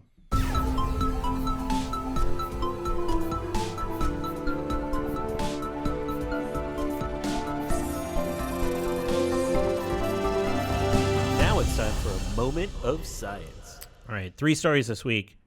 Guys, Mark Watney is really in a lot of fucking trouble on Mars. Oh, no. There is a big-ass storm on Mars, and there is trouble a-brewing. What about the robots? So Opportunity, which has been on Mars since 2007, initially had a 90-day mission, still running 12 years later. There were signs of a giant storm, largest storm in a decade that Opportunity has seen. Opportunity is charged by solar panels, so when a big dust storm comes, part of the problem is that it obscures the sun, so it loses the ability to charge itself. So we have a good news, bad news situation. Okay. NASA saw this coming, tried to take some steps in a similar way that they did the last time a storm came and hit Opportunity. They put it essentially in a mode where it was going to make contact every couple days, but essentially be in sort of a low power mode.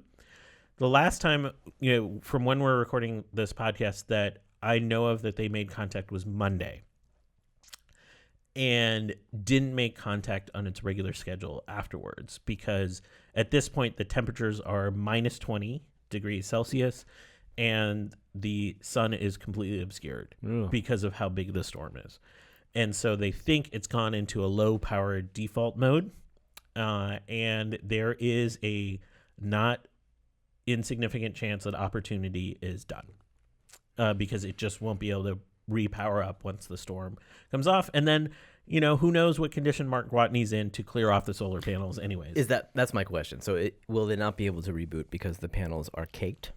I think it might just run out of power is why it won't be And the able to solar reboot. panels wouldn't be enough to recharge it. No. I mean, it all depends on what has happened to it in the storm, and how much that dust has obscured it.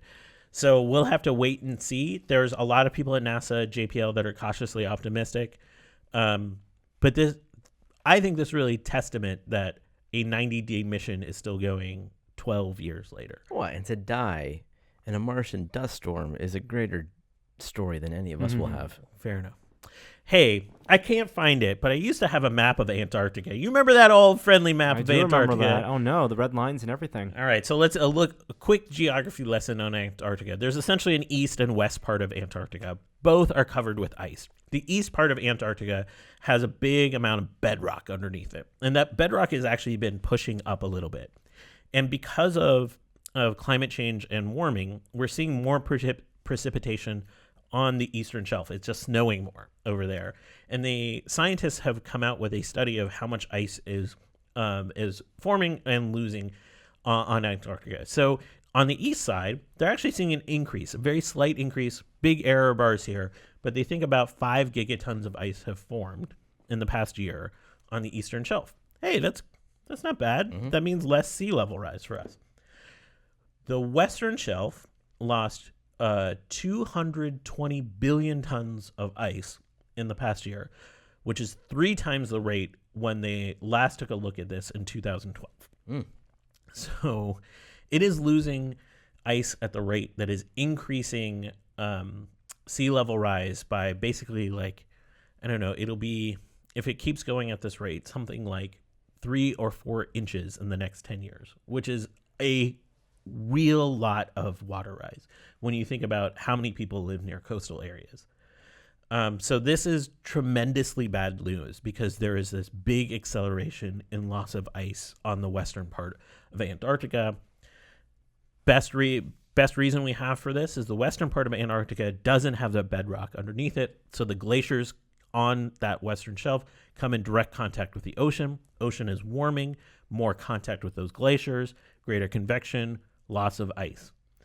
So it's not a very hard explanation of what's going on, but this number is well beyond expectations. If you read the actual study and the accompanying report from the scientists, they are scared shitless.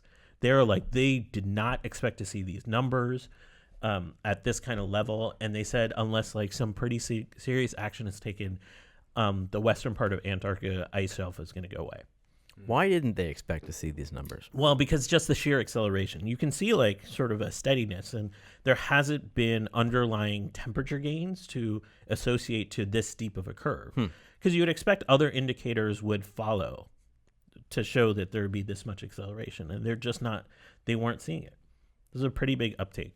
That doesn't mean this acceleration curve is going to keep going at its same rate, next year, the year following, the year after that. That's always a little bit hard to predict. All they can go on is where we are now. The acceleration we're seeing is of deep cause of concern. And the last story has a relation to Curb Your Enthusiasm. Yeah. Norm story This is week. interesting. There's an episode in Curb Your Enthusiasm called The Anonymous Donor. And it's Larry David in the show makes a donation to a charitable organization. I think it's the NRDC, and he makes it anonymously. No, he doesn't make it anonymously. Ted Danson makes it anonymously. And then the whole episode's about the psychology of making anonymous donations. And apparently there's research as to why the anonymous donation really has more value than making a donation that's not anonymous. Of value to whom? A value to the Donor. The donor. What? Because to truly make an anonymous donation, no one has to know about it. And yet they are known. Someone knows about it. The recipients know who it is and mark it as anonymous. And you get the extra value of saying that you didn't want the credit, which comes back, and which was the whole point of the episode. Yeah. Larry David didn't know that he could have made the donation anonymously and gotten more credit because of his character flaws. So anonymous then- donations aren't anonymous, you're saying? Essentially, someone knows. Are you saying that it creates a buzz? And Exactly. People want to know. People want to know, and when they do find out, you get, then it defeats the point, and you get the extra bonus of like, oh, so generous, so extra generous. You made it anonymously. You're so modest. Exactly. This is a science story on humble brag, basically. Exactly. I love Sweet. it. I love it. Humble brag is real. This only counts with substantial donations, though, right? Like if I make an anonymous $20 donation, I'm not going to get extra credit, am I? That's a good point. And the point of the Nautilus story was in the research. And I'm sure if they did the research or but there was a paper about the signals that that you're sending, and it's like it's like a game theory game of matchmaking the anonymous the donors and the recipients, and whether you want how to get the most social benefit out of it. I thought it was fascinating, and that episode has always been hilarious. And if you think about it, yeah, you put it very succinctly, Kishore. It is about the value of the humble brag. Kishore, before we end this segment, I want to give you a question. Uh-oh. I feel like there should be a Q&A period in the science section every week. And my son and I were having a discussion. Maybe you know the answer to this. If you're traveling at the speed of sound Sure. and you make a sound, Mm-hmm. does that sound go forward at twice the speed of sound? Relative to what? Or can you? How does that All work? right, so there's two different ways to interpret this question. So if you're traveling at the speed of sound, you can't be traveling in an open cockpit. You have to be traveling in some sort of protected atmospheric shell. And sound works only through the medium it travels in. Like there's no such thing as sound in the vacuum of space because there's no way for that resonance to actually propagate. So if you're in a fighter jet that's traveling faster than the speed of sound and you speak, you're in a protected area. And so the sound moves through the medium. So even though you are physically traveling relative to the Earth at that speed, you would still hear the sound. Isn't that because- how warp works? Like they No. created a bubble around you within which, so you never travel faster than light speed? Well, Kind of. Yeah, you're kind bending of. space and You're time. bending. That's about bending the space around in front of you and moving it behind you and collapsing that space. The easiest way to think about this is you can hear me, Yeah. right? We are traveling, 20-some thousand miles an hour right now through space, just around the sun. That doesn't include how we're moving through the Milky Way. Right. But you can still hear me. So we're traveling faster than the speed of sound in an absolute way. So it's the reference that matters here. So now if you're traveling in an open cockpit and you're traveling the speed of sound, you're going to have a bad time. So speed is always relative. Well, here, Yeah. I mean, forget the me talking part then. What about the sound of the engines of the craft that is traveling at the speed of sound? They do not travel forward? They do Faster they than do the aircraft? propagate through the medium still, but you will not hear them in the same way because you're traveling faster than the propagation through that medium. So I cannot hear them. No, yeah, and it's complicated in the sense that you're sitting inside that craft, so some of that vibration is going to come through the craft itself. I mean, if I were outside the craft, If you're outside the craft, no. I couldn't hear them. That's interesting. No, you would hear them, just not until the craft is farther away from you. As long as I stayed at the pace of the craft, I would not hear them. Right. Yeah. All right. Thank you. Let's do this more often. Sure, is the red that I see the same as the red you see? No, it is not. It's because we're in an AI movie right now, starring Thomas Middleditch.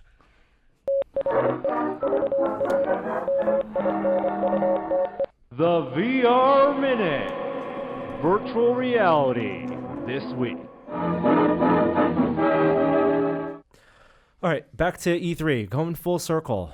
Now, there wasn't a massive VR presence, but there were a few VR games. We mentioned earlier that PlayStation had an array of VR titles for PSVR, some of which don't even have release dates yet. Let's go through a few of those. We'll talk about them more in depth and show some interviews and footage from in projections. But we played Tetris Effect. Yes, that got a little bit of buzz before the show, and it is coming out. It's exclusive to PSVR at the moment, and it is basically Tetris. I mean, Tetris. I did not get the sense that this required VR, and to that point, it doesn't require VR. It doesn't. You can play it on a flat screen. What VR adds in that game, unlike a game like Super Hypercube, where you're looking at a three-dimensional object and looking around it, this one is just Tetris, but it is 3D in the sense that the effects that play with the music is a music Tetris game. The effects are all around you and come at you.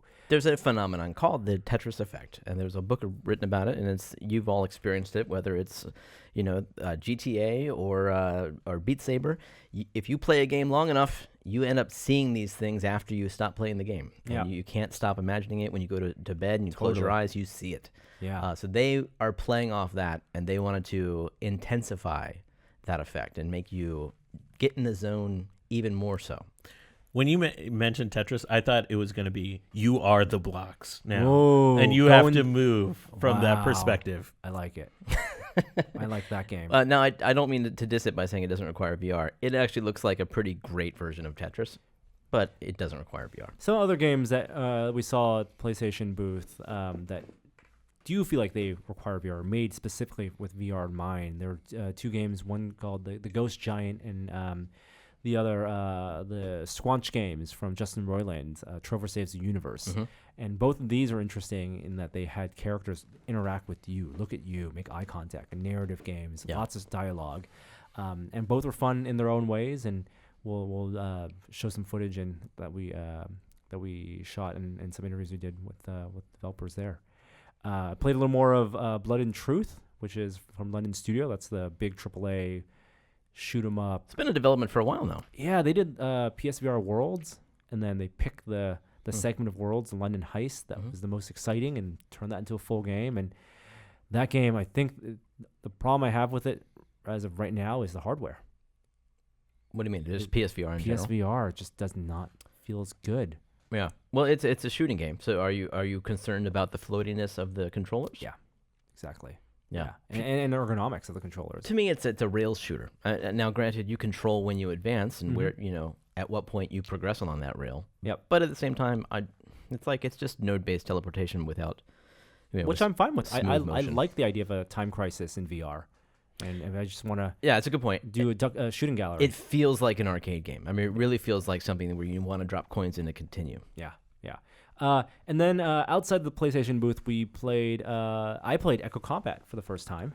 Yeah, well, we both played it. It was your first time in there. Oh my what God. What do you think? I loved it. I want to go back for more. Mm-hmm. I can't wait. Do That you- is one word. Is there precision. different modes, or is it all that goal-based? Like you push That's what the they're thing showing to right the now. target? We're not ready to discuss additional modes, but it's something we're definitely thinking about. It was what they said. They also released a preview. So in this preview, you're essentially taking a protected item and pushing it to a target, and the other team is trying to prevent you from getting there. Yeah, escort mode, minecart, right? Except in this case, it's an inflatable flamingo in space. Minecart. 0G. That's the TF2 reference. That's a 2F2 Oh, reference. man. That's right. A lot of fun. I want to go back. They're doing a beta, public beta, at the end of this month. So if you have a Rift, you should. A week from check it today. out. Yeah, that's right. What do you think of the design of the space? Because it's a slightly different design I than love how many walls Echo there are, Arena. and I love how big and expansive. Because you got to take it is. cover a lot. yeah, there is quite a bit of cover, it seemed like. And they revealed 2 additional tools. Yeah. They had already, in the initial beta a couple weeks ago, they had all 3 guns, but now they have 2 ordnances, grenades. The new one is a stun grenade, which I didn't try, but you did. Yeah, And when you throw it, has you an don't area of effect. you don't detonate it. No, It just passes through people, and if the area effect passes through you, you're you're stunned. stunned for a few seconds, a couple seconds. Yeah. And the other new thing is a new tac mod. So we already had heal and we had see-through walls, Shield. and now it's a shield. That's right. It's like a physical shield that you can plant in place and then hide behind. The beauty of Echo Arena is being able to use the other players to your advantage. You can launch yourself off other players. Yeah. You can launch yourself off the walls. You can still use all of those mechanics in Echo Combat. Except the blocking your head. You can't. There's no physical combat. Yeah, there's no hitting people's head. Yeah. So you can still move through the world that way. And I haven't. You didn't see a whole lot of that in the beta, but it's going to be a good thing to learn. Yeah. I actually jumped because I had such a good time in combat. I actually jumped back into Echo Arena for like the first time this year. Mm-hmm. Last night, I'm level like 16. I got accidentally matched with level 50s, which is like, I think where it caps out. So there were 2 level 50s on my team and 3 on the other team, and I was just, I mean, they were using terminology I didn't understand. They had techniques I didn't understand. Like one guy came up to me and he said, "Push me," and I said, "What do you mean?" Because you can't push people. And so I like literally tried to push him. He's like, "That's not what I meant." Like This is a nightmare scenario. Like waking up in a nightmare, you're taking a final exam for math class Were you again. Yeah. were you like one of the NPCs on the Matrix watching, Trinity and Neo fly over you? Is that what it felt like? basically. Let the agent take over my body now. Yeah, it was pretty dismal. We managed to pull out a win, but not due to me. Ooh. All right. Budget Cuts is released. It's out. Yeah, it came out today. I didn't even realize. I think they announced it yesterday, and yeah, today's the day. So hopefully, I would assume they squashed a lot of the bugs, if not all of them, and I'm so glad that they did that. I'm glad that they delayed the game because it needed a little extra tension, and I think people are going to really enjoy it. We should take another look at it. Yeah, I need to update. We haven't done a full review yet, but I was waiting for the patches to get fixed, and then I will jump back in and play it, and we'll talk about it. Hey, did you see? Was this Lowe's or It was Lowe's, Lowe's? There was a video. the home improvement store Lowe's. Yeah, and they have a VR lumberyard simulator now. You can try in stores. Using the Vive. You wear a Vive, you have pucks in your hands, so you have a little bit of hand presence there, and you hold a virtual chainsaw, and you do some gardening in VR. What are you talking about? This is a real thing. They released a video that shows people using the Vive to test out, garden tools around their around virtual houses, so you can get a feel for what they will actually do. And it seems totally ridiculous because it is, but it's very sincere. And their whole pitch is that people don't know what exactly these tools are designed for, or don't have confidence with them. So this is a way to do it safely without investing in buying the tools. It seems ridiculous to me. I think Simpsons the did funniest it. part is The Simpsons did it. They predicted this back. It was like season 8, season 9. They had Garden Tool Simulator. Yardwork Simulator. Yardwork Simulator. And part of this is that The Simpsons predicts everything, and so something is bound to stick, but they legitimately nailed this. And Simpsons has done a bunch of VR-based predictions, so we'll see what comes true. If you have an Oculus Go and you use it for media consumption and watch things like 3D movies, something you should definitely try out is the new Henry Encoding. Henry was the animated short film that was at part of Oculus Story Studio, no longer making films, now defunct. And John Carmack took the rendering of Henry and then hard-coded it into a new format, a video format, not an interactive format. So this is a 5K by 5K VR playback. Wait, but is format. this it? Is this it? The one that you have linked to? It's in the Go store. Because it's you linked to a Gear VR. It's in Gear. It's for Gear VR and Go. Oh, it does work on Gear VR? Yeah. Huh. Yeah. So it's a pre-rendered version, Yeah. but it's his way of showing the quality you can get on something like the Gear VR or the Go for 5K by 5K video, the best image quality. Now, I think they cheat a little bit because it's a CG sequence, and in my experience, CG sequences look more convincing, and you see less dithering and less just. Well, you can get a perfect render. Exactly. You don't have to stitch. And videos, you not only do you see the seam between the stitches, you get a lot of compression artifacts, and But this is based on this is something he's been pushing for a long time, and I can't believe this is out already. Yeah, Cool. So it says it's only 1 meg, but it must do an internal download. It must be a huge file. Oh yes. Wonder yes, how big absolutely. And this is stereoscopic at 60 FPS. Yeah. 180, right? 180. Yes. Cool. Yeah. So worth trying out. I think that does it for the VR Minute, and that might do it for the podcast. Do we want to do one more segment, or are you guys? I'm good. I was just going to shout out, if you're in the Bay Area, Monday night, I'm screening Apollo 13. Hey, good timing. At your house? No, at the Alamo Draft House as part of my monthly Big Screen Science, where we screen science films. But more importantly, next month, Wrath of Khan and a movie I like to call 2001 in 70 millimeter. It's a good name. Yeah, not so bad. So hopefully a few people will come out. Awesome. I'm gonna do a road trip this weekend. Minor road trip. Just going to North Bay, try to max out the mileage or the range. Are you still having some anxiety? I want to test. Nice. I want to see whether I will get anxiety. You should really do it. You should do a 300-mile trip. I will do the drive to LA. I already planned out my stops. Casa de Fruta on 152 down the 101 has a supercharger, and in Kettleman City has the lounge. Sounds good. All right, there we go. That's it for this week on This Is Only a Test. Thanks for listening. Do we have an outro this week? We do. This one's from Kerber. Hi there, I didn't see you.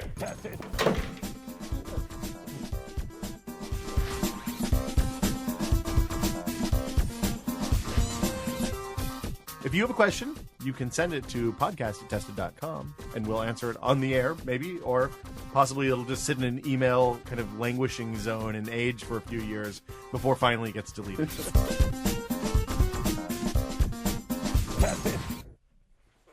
Where does that email go?